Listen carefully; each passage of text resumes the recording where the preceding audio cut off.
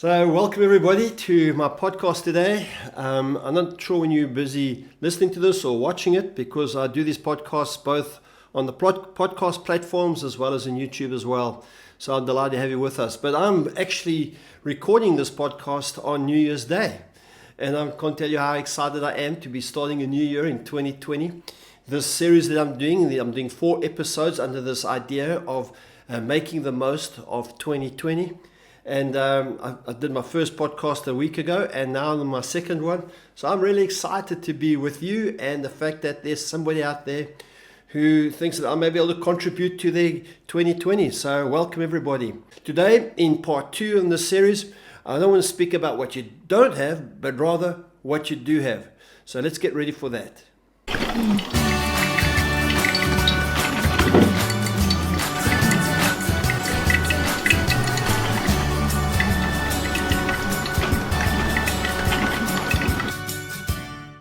So we're on our second of the podcasts that I'm doing in the series, making the most of 2020. And as I said last week, I did be mindful of taking the next right step, being careful over the little things. And to be honest with you, I'm living that truth. I actually, in the whole area of podcasting, as I start out in this whole social media adventure, I'm really excited because last week, after I posted my first podcast, on the 1st of January, which is today, 24 hours since I posted, I've had 15 people listen to it, and I realized it's only on Spotify at the moment, and of course on YouTube and Instagram if you're watching it from a visual point of view, but it's not yet available on iTunes because they're still looking to verify me, and apparently it takes a week or two, and Spotify is a paid platform. So I am going to post some links on one of the other places where it can be heard, where you don't have to pay for it. But I'm excited. I've taken my first step, taking care of the little things first. So, yeah, all good, hey? So the second thing that I want to do today, and what I'm going to speak about today, is this idea that so often in life we want to do something, and we start with this mentality of, I don't have enough. I can't do it because I don't have a camera, or I don't have access, I don't have transport, I don't have money, I don't have all this kind of stuff, and so we never get started. And there's this story in Matthew chapter 14. I'm not going to read the whole story to you. It's a pretty well-known story. It goes under the title of feeding the 5,000. And Jesus is gathered and his disciples, people are following him, a crowd's behind him, the day is coming to the end. He notices that the people are hungry, and he says to his disciples, he says, you know what, feed them. And they look at each other in dismay, as to say, well, there's a lot of people, how are we going to feed them? And so Jesus kind of says to them, well, what is there amongst you? What have you got? And they say, well, here's a kid, here's a boy, and he's got 5 loaves and 2 fish. And so Jesus says, fantastic, let's take those 5 loaves and 2 fish. And I just love the imagery of this story of Jesus, because what the Bible tells us is that he takes it, he blesses, he breaks the bread and he blesses it, and he asks the Father to bless it. And he says to his disciples, now feed the people. And of course, the miracle is that the bread doesn't run out, the fish doesn't run out. And at the end of the meal, they gather all the leftovers, and they're 12 baskets full. And preachers have made a lot about all that stuff, and rightfully so. It's a tremendous miracle. The thing I love about that story, though, is that the little boy who brought the 5 loaves and the 2 fish, he also ate enough bread and fish. On top of the fact that he fed and was contributed to the fact of feeding thousands of other people. This story, it really has been recycled through my own life many, many times, because the principle that I'm speaking about is not to start with what you don't have, but to start with what you do have. Jesus didn't ask his disciples, what don't you have? He actually asked them, what you do have. And I think that is a massive distinction in how we're going to adopt, or how we're going to enter into 2020. We can go to 2020 and say we don't have enough money, we don't have enough opportunity, we don't have enough this, and we don't have enough that. And you may have some kind of dream, some kind of vision, some kind of aspiration, not just to make it through, not just to get by, but actually to be generative, to be productive in 2020. And if you're going to do that, then you have to start somewhere. And all the tutorials I've watched on YouTube about podcasting, about vlogging, really about anything, everybody says the same thing. Just start. Just start with what you have. I mean, when I was going through the research of how to do a vlog and all that stuff, I discovered this young girl, she's probably 15 or 16 years old, And she's just got an iPhone, and she puts the iPhone on the dining room table, and no fancy microphones, no fancy lights, no fancy nothing. And I don't know, man, I can't remember the exact details, but she has something like 1 million followers or subscribers to her channel. And she's talking about what 15-year-olds talk about. The point I'm making again is that she hasn't stopped and waited. It's almost as if her ignorance of what professional vlogging or filming would look like has enabled her to get cracking and to get going anyway. What a gift, what an incredible start.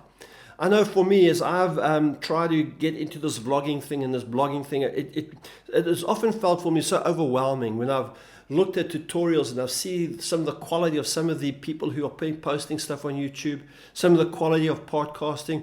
I kind of feel intimidated to some degree, but to be honest with you, I just want to make a start. And secondly, I want to start with what I do have and not what I don't have.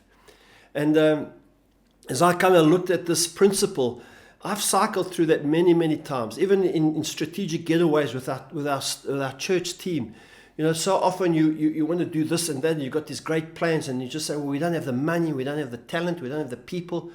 And eventually, if you've got enough passion, you're going to eventually come around to the point and say, well, how do we get some of that done with what we do have? Never mind the big final dream that we would love to see, the mountaintop experience, but how do we at least have some kind of elevated experience? So for me, I want to share with you just some things that you can do as you consider 2020 and some of the dreams and aspirations. Maybe you want to eliminate debt. Maybe you want to start a photography course, or maybe you want to get fit. Maybe you want to run a marathon. I don't know what it is in 2020, because invariably, being the 1st of January that I'm recording this, not when you're necessarily watching it, you've made some kind of New Year's resolution. And I'm not a big fan of New Year's resolutions, but I am a fan of goals. I am a fan of vision, and I am a fan, not a fan, of getting things done and making some sort of progress and contributing into the world in which I live. I know for me, when our church was incredibly small, 25, 35 people, 40 people coming to church Sundays for nearly 3.5 years, it was incredibly discouraging, trying to kind of reconcile what wasn't there. We had these empty chairs. We had more empty chairs than were people filling these chairs. And so this truth came to me, and I began to make an inventory of what I did have. And back in those days, I had a computer. It wasn't a fancy Mac or anything. It was just a normal PC. I had time because I'm in this job, and it's not really demanding all my hours. And that's quite a difficult thing when you got time and you just waste it away, potentially watching TV, playing, whatever it is. But I had time. And I read this little booklet called The Revelation. It was a kind of a very 30-page book on the book of Revelation. And at the time, there was a lot of speculation, a lot of people going around talking about end times and all this kind of stuff.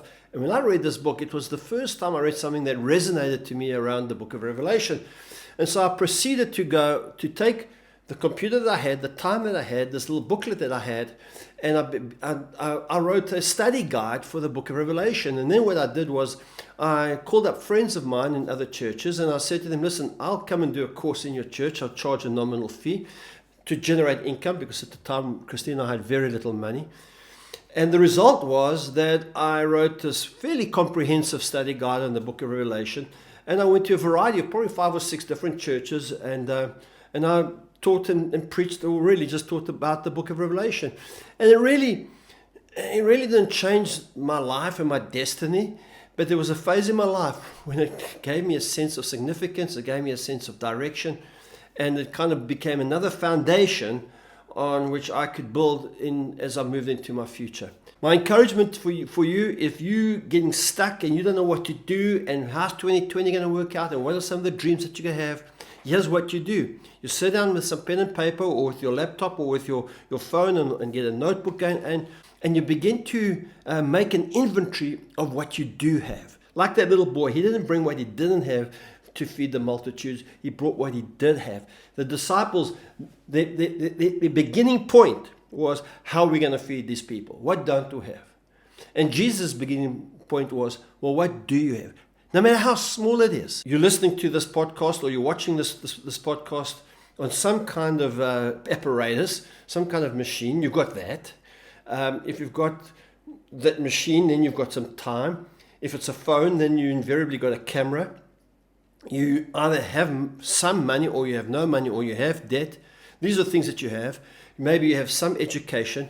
You have either access to transport or transport itself. You have family and friends. So as you begin to make this list and you begin to compile this inventory of what you do have, then you raise it and you put it up against what you don't have.